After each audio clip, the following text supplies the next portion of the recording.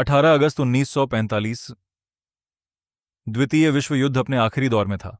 Taihoku airfield से एक जापानी विमान आसमान में उड़ान भरता है, लेकिन उड़ान के कुछ ही मिनट बाद विमान दुर्घटनाग्रस्त हो जाता है और उसमें सवार थे भारत की आजादी की लड़ाई के सबसे साहसी और रहस्यमयी नेताओं में से एक सुभाष चंद्र बोस।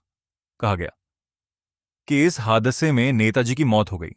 लेकिन क्या कहानी सच में इतनी सीधी थी? उस समय जापान आत्मसमर्पण कर चुका था। आजाद हिंद फौज बेहद कठिन परिस्थितियों में थी। नेताजी दक्षिण पूर्व एशिया से निकलकर सोवियत क्षेत्र की ओर जाने की योजना बना रहे थे। 18 अगस्त को उन्होंने सैगोन से उड़ान भरी और ताइहोकू पहुंचे।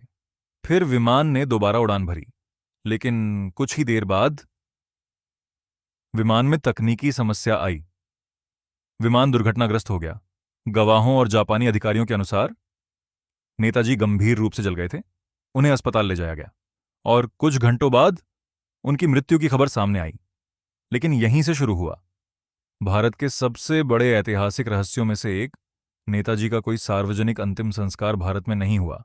उनकी मृत्यु की जानकारी मुख्य रूप से जापानी अधिकारियों और प्रत्यक्षदर्शियों की गवाही पर आधारित थी, और भारत में बहुत से लोगों ने इस कहानी को मानने से इनकार कर दिया। आजादी के बाद इस रहस्य की जांच के लिए कई समितियां और आयोग बनाए गए।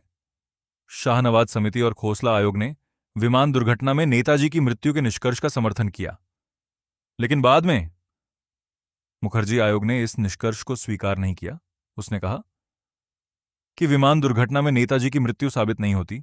और फिर एक सवाल आज तक इतिहास के सामने खड़ा है। अगर नेताजी उस विमान हादसे में नहीं मरे तो फिर वे गए कहां? क्या वे सोवियत संघ पहुंचे थे? क्या उनकी मौत के बारे में कहानी अधूरी थी? या फिर 18 अगस्त 1945 को ही सुभाष चंद्र बोस की जिंदगी का आखिरी अध्याय लिख दिया गया था?